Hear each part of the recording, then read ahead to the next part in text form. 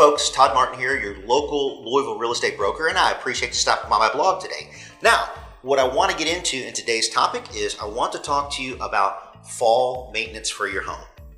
So, with that being said, we're going to jump right on into that topic. So, now that you have the house, and you've been in the house, you've either just moved in or you've been in for a while, so you're a seasoned homeowner pro, you'll know that you've got to take care of your house just like you would a child. Yes, that's correct. Just like you would your own child. It's that important that you maintain your property. So we want to talk about some of the tasks as the season starts to change a little bit, gets a little bit colder outside, we're starting to lose a little bit of sunlight. Some of the things that are going to help maintain the value and maintain the integrity of your home. And some of these things you'll notice don't necessarily have to do with the home, but keeping up with the exterior as well. So let's jump right into it. First and foremost, care for trees and shrubs, okay? If you've got something that you planted in the garden, or you've got that tree that maybe has some dead wood in it, if we get a heavy snowfall, you want to make sure that that thing's not going to fall over. Or now, since we're in storm season, you also want to make sure that that thing is strongly rooted. So take care of what's surrounding your house. The next thing is obviously rake your leaves. So therefore, you've got a nice snow cover, and you're going to make sure that nothing suffocates that grass. So when it grows next season, it's going to grow nice and green. Then you want to clean your gutters and your downspouts. The reason that this is important is because if we do get snow or if we do get a freeze, you don't want the gutters being weighted down so much that they actually pull away from the property. That could be a problem in the future. Check your walkways, check the railings, make sure everything's secure.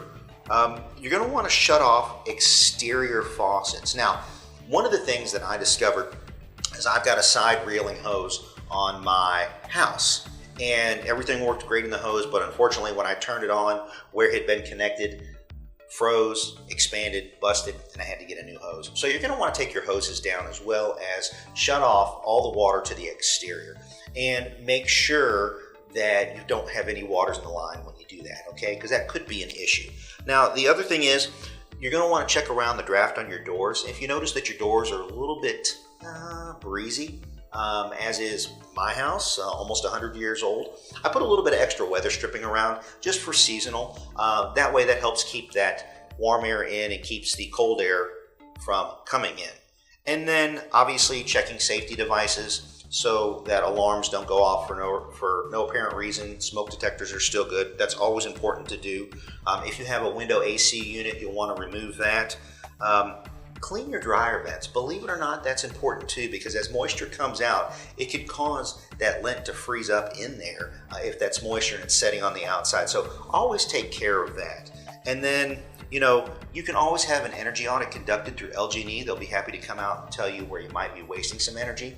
And then as always, I always recommend a plan for your HVAC service, to have that serviced about once every 6 months. And then that way we know that the mechanicals in your house are working good. So when we do get a heavier cold winter, you're not getting out in the cold. So there you have it. A couple of more tips below, but take that to heed. Treat your house like you would your own baby. And as always, if you happen to have any questions or you know somebody that's looking to buy, sell, or invest in real estate, please don't keep us a secret. We're here to help and always happy to talk to you. Have a great day, and we'll speak with you soon.